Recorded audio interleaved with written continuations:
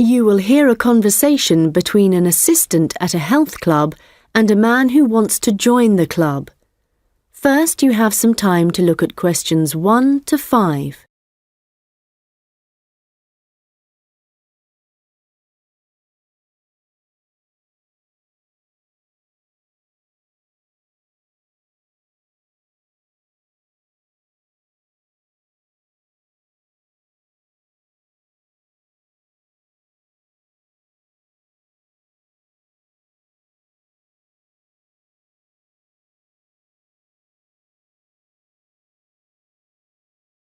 Hi, can I help you?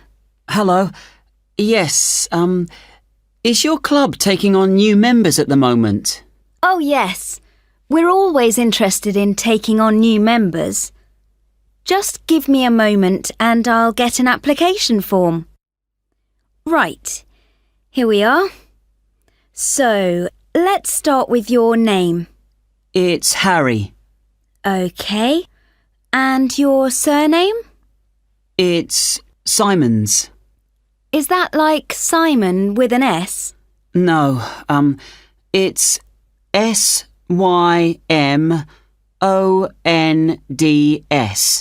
Most people find it rather difficult to spell. I see. It has a silent D. I guess a lot of people miss that. Now, let me see. Can you tell me when you were born? Yes, certainly. The 11th of December. Thanks. And the year? 1996. OK, good. Now, are you thinking of becoming a full-time member? Probably not. What kind of memberships do you have? Well, we also have off-peak membership, which is between 9 and 12 in the morning and 2 and 5 in the afternoon. And then we do have a weekend membership. So a weekend membership is just Saturday and Sunday? Yes, that's right. OK. Well, that's not going to work for me. It looks like I'll have to be full-time. I'm afraid off-peak membership won't do, as I'm not free at those times, and I don't just want to be restricted to weekends. OK, I'll make a note of that. Right, we have several facilities at the club, including a gym, a swimming pool, tennis and squash courts. What activities are you planning on doing? Well, do you have badminton? Yes, we do. And table tennis? I'm afraid not. Well, not at the moment, anyway. Oh, OK. Well, I'm also very keen on swimming, so I'm glad you have a pool. I'll certainly be doing a lot of that. OK, I've got that. Will you be using the gym? No, I'm not interested in that. OK. So just let me work out what the cost will be. Yes, that comes to £450 for the year. You can choose to pay annually for the full year or monthly. It's up to you. Oh, I'd prefer to pay regularly in small amounts, rather than have a large amount to pay in one go, if that's OK. Sure, that's fine. Right, I've got the most important details for now. Before you hear the rest of the conversation, you will have some time to look at the questions 6 to 10.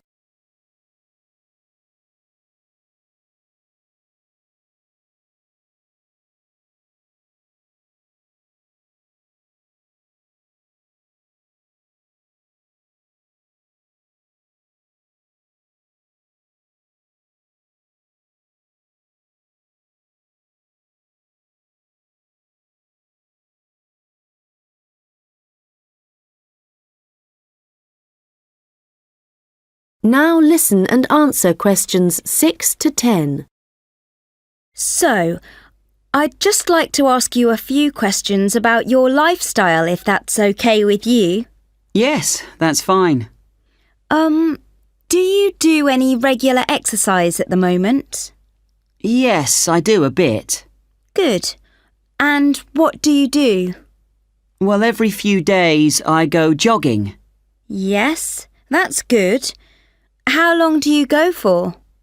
Well, it varies. I guess it depends on how energetic I'm feeling. Yes, of course. Every little bit helps.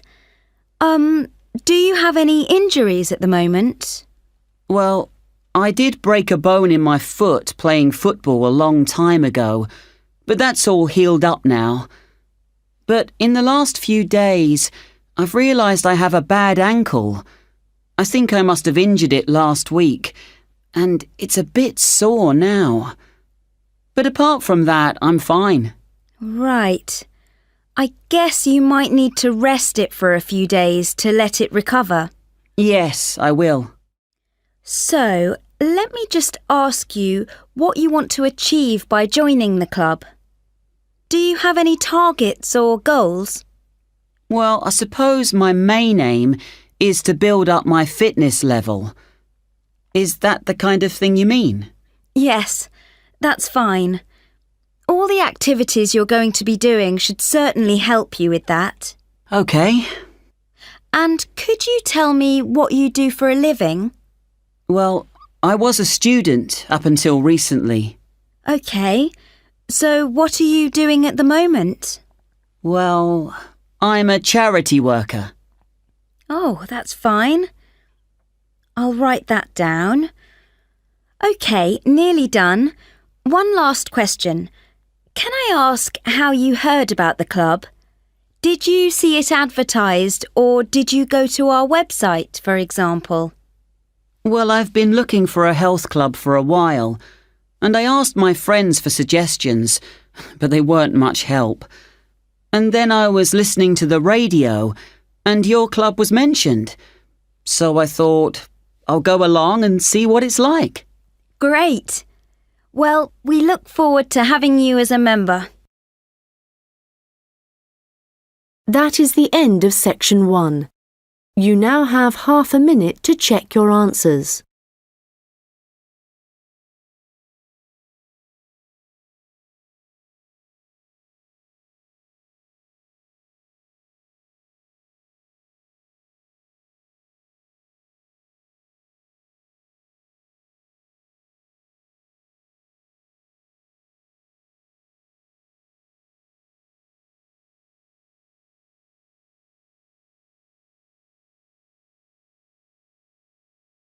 Now turn to section 2.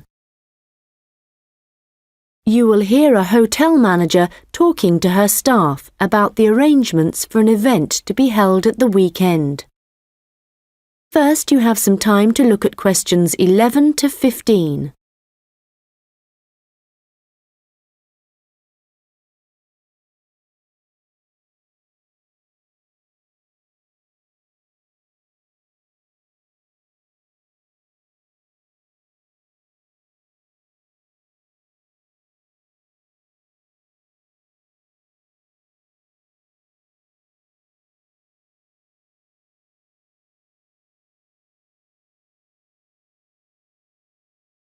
Good morning, everyone.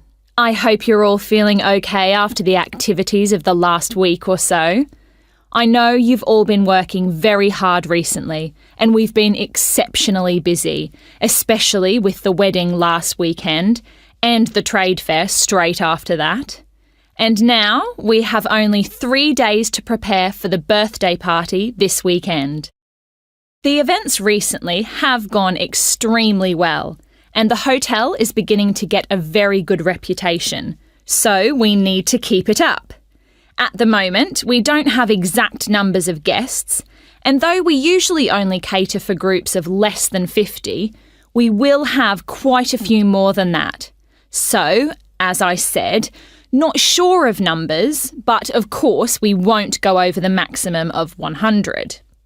But it's likely that we will need all of you to work this weekend, so if any of you can't, please let me know as soon as possible. Right, so what time will the event start? Well, the invitation says guests should arrive between 7:30 and 7:45, but our experience is that there are always a few who like to arrive early, so we'll expect the first people at 7:15. As the numbers are quite large, this will certainly be the case. Food will be served at around 8:30, and then, depending on how long the meal takes, the entertainment will start about 2 hours later. Now, for this, we were expecting a live band for the occasion, which is always fun. But apparently this has been cancelled due to illness. So, the hosts know someone who is a comedian who will be replacing the band. We had hoped that the resident magician who worked here through the summer would be able to help out, but they weren't keen on that idea. Before you hear the rest of the conversation, you will have some time to look at the questions 16 to 20.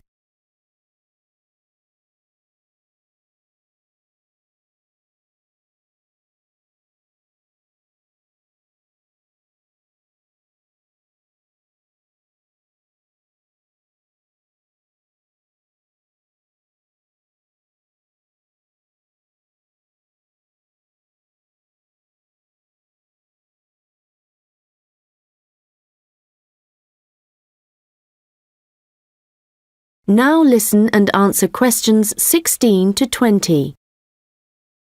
So, I'd just like to go through who's doing what when the guests arrive, and I think we'll make a few changes from the last party held here. If I remember correctly, it was Olav who coordinated the task of providing the guests with drinks. Or was it Ahmed? I'm not sure. But Gary asked to do it this time, so that will be his job. There's been no decision yet on what the drinks are going to be, but I hope they decide soon in case we need to order something special.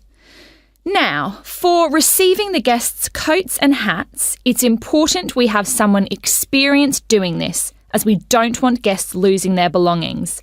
And Monica, last time this was your responsibility.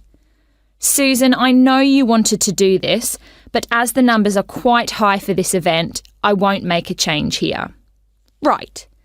Now, last time there was some confusion as to where guests were supposed to go once they had deposited their things, and we had guests roaming around the whole hotel. So, Ahmed and Olav, I believe you discussed the problems with Susan and thought she would be good at guiding guests after they had arrived. And I'm fine with that. Right, and now for some general instructions. Once the guests have arrived, they will be in and around the lounge area, and then at around 8:30, we need to get them to move to the restaurant for their meal. This often proves difficult and can take a long time, so I will ring a bell so that everyone knows it's time to eat. Hopefully, this will speed things up a bit. Also, for this event, there'll be a seating plan, so the guests won't be able to decide for themselves where to sit. They'll have to sit according to the plan. There will be a plan on each table, and I've been thinking about where to put the master plan so everyone can view it before they enter the restaurant. As they'll be spending quite a while in the lounge, I've decided to also put a plan there. This should speed up the start of the meal. Once the meal starts, you'll all be very busy waiting on the tables, and I'm sure I don't need to tell you to be good-humoured and polite to all the guests. The organiser of the event will be saying a few words, and so will two of his colleagues. So, when the speeches start, all activity must stop in the restaurant, so that the three people giving them can be heard. This shouldn't take long, and it should be towards the end of the meal. After that, the guests will move back to the lounge for the entertainment. So, I think that's it. Any questions? Come and see me later. That is the end of section 2. You now have half a minute to check your answers.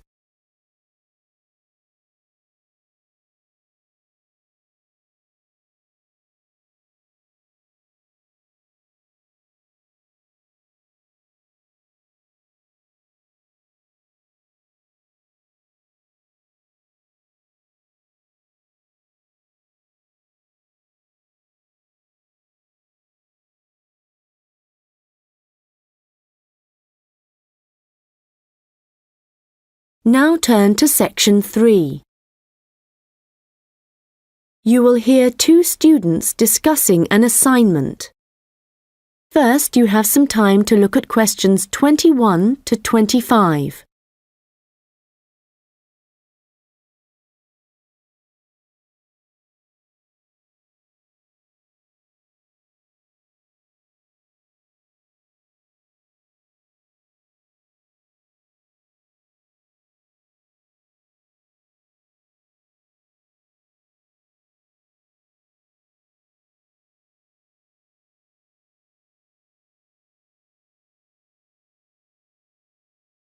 Hi Melanie, what did you think of the assignment that we got today? It looks interesting, doesn't it? Yes, Alan. I've always been interested in recycling, but there's a lot of research to do. Yes, there are a lot of things I'm unsure of, so it's going to be good working with you. OK. Well, why don't we start by making a flowchart from the notes our tutor gave us? Yes, so on one side we could have the paper production cycle here on the left, and on the other side the recycling. Good idea. Let's start at the top with the production. The first step in the process is to get the raw materials. Yes, and they tend to come from pine forests. OK. And then the bark is removed from the outside of the tree, and after that, the wood is chopped up. That's the first 3 stages. It sounds a bit complicated after that. It says water is added, and then the mixture is heated and made into pulp. This will be the thick paste that is used to make paper. Yes, you're right, because after that they use a machine to make the paper, and we can put that right in the centre of the flowchart, because it's also where the recycled paper joins the process. Yes. So, once the paper has been produced in the machine, what happens then?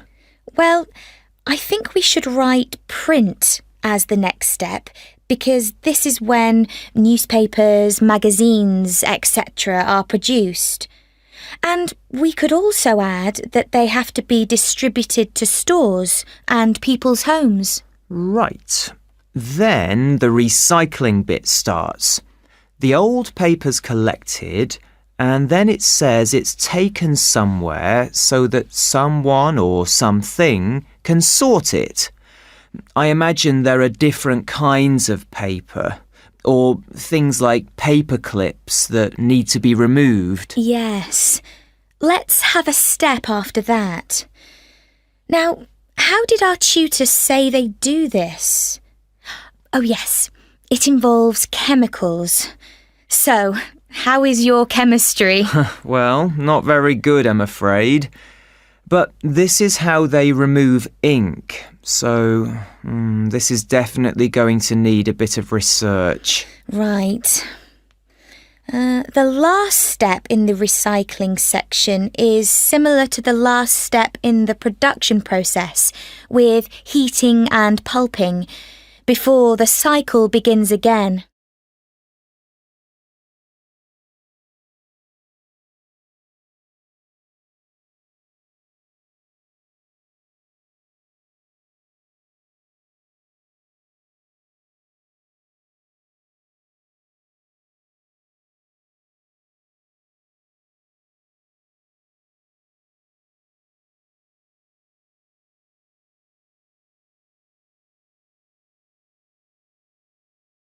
Now listen and answer questions 26 to 30. So, I think going through the processes helped. Now we need to decide how we're going to do this assignment. Yes. I guess what we need to do is take the processes and divide them up between us. But we could start thinking about an introduction. Yes, OK. Well, I can start doing that. I think I have enough to go on already. Good. And there are a few areas where we need a lot more information. I think I'll start with something easy. Let's say the paper collection.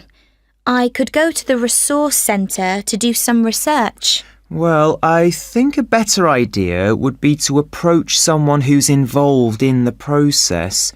What about contacting the council? Oh, good idea. Yes, I'll do that instead. They're bound to have some information.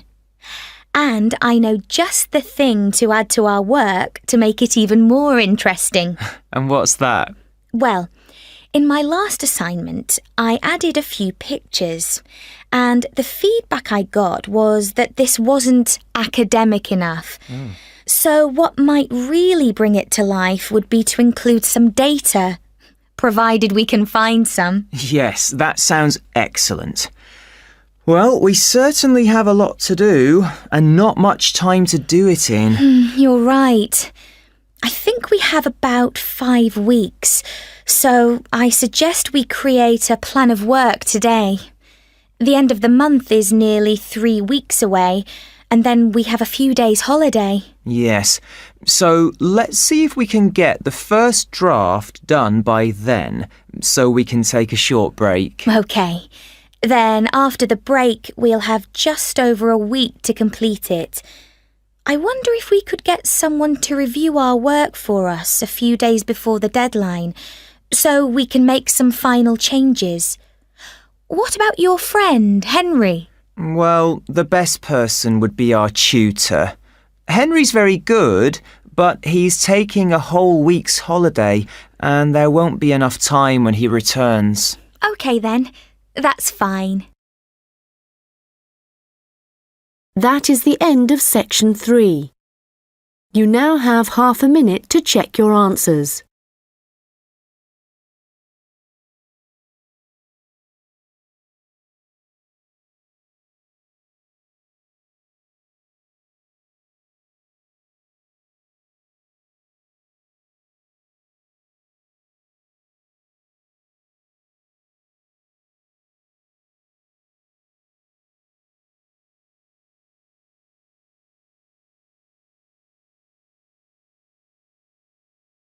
Now turn to section 4.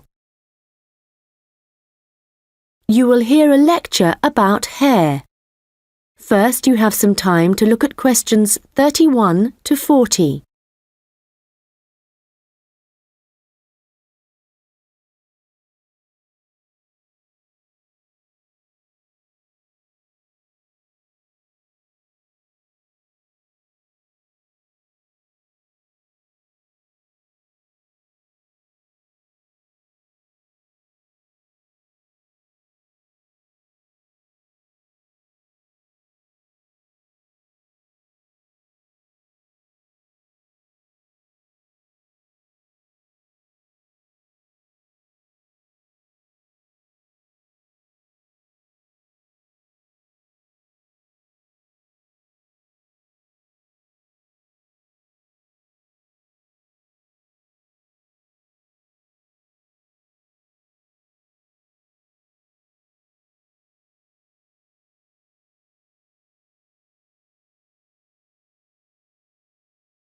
Now listen carefully and answer questions 31 to 40.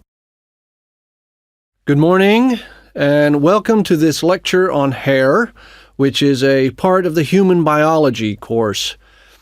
This lecture covers a number of facts about hair, its structure, and what can affect the general health of hair.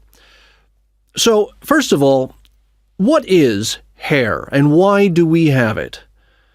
If we look back at our ancestors, we'll see that they had a lot more hair on their bodies than we do now. And there are, or were, 2 main reasons for having hair. One is to provide warmth. But as humans have worn clothes for many years, body hair has significantly reduced. The other is for protection. And again, this isn't as significant as it was once. But hair does still benefit areas of the body, such as the head and around the eyes. Now, hair, whatever it is for and wherever it is on the human body, is composed mainly of a protein called keratin. This, by the way, is also found in fingernails. In fact, it's keratin which makes them flexible, and without it they would be very rigid. Another interesting fact about hair is that it is very strong as iron, in fact. One single strand can support a weight of up to 100 grams. This may not sound all that much, but a full head of hair can support up to 12 tons, which is the equivalent of a couple of elephants, which is simply amazing, though I advise you not to put this to the test. Humans lose up to 100 strands of hair a day, but we do have quite a lot of hair to start with.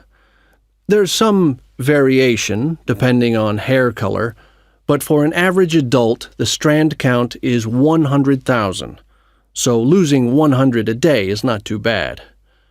Although this is the average, people with red hair have around 80,000 strands, black or brown hair 100,000, and blondes have about 120,000. So, hair used to be important for the reasons I mentioned earlier, but nowadays I'd say the main importance of hair is the fact that it is big business. Apart from the money involved in hair cutting, shaving, trimming, etc., a fortune is spent just on hair products. In the UK alone, consumers spend over £5 billion each year on these.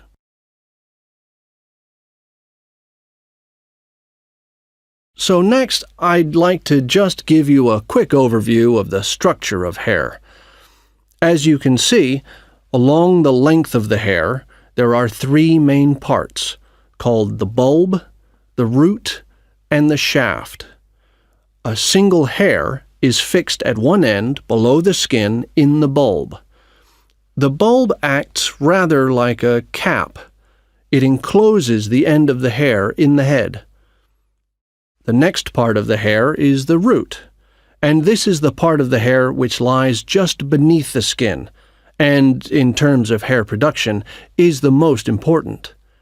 This can be considered the control center for each strand of hair, and is where the glands are found. These produce oil, which flows along the length of the hair, and the health of the root determines the overall health of the strand of hair. The last part is the shaft, and this is the hair which is above the skin, and is, of course, what we can see. Fortunately, this is not active, and I say fortunately because otherwise it would be very painful to have your hair cut.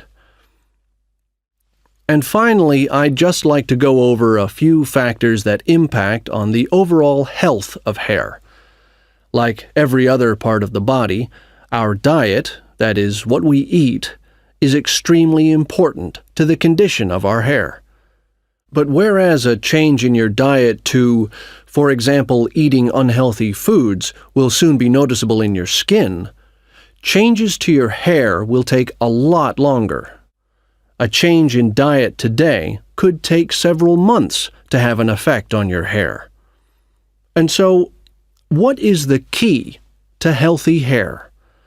Well, eating a balanced diet is the most important thing. There are a number of vitamins that are vital for good hair health. The main ones being vitamins C, D, and E. And in a balanced diet, all these vitamins should be readily available. If you need a boost of vitamin C, for example, one of the best things to eat are blueberries. For vitamin D, the best examples are fish, mushrooms, and eggs, and for vitamin E, nuts and seeds. Right, so let's go on to what it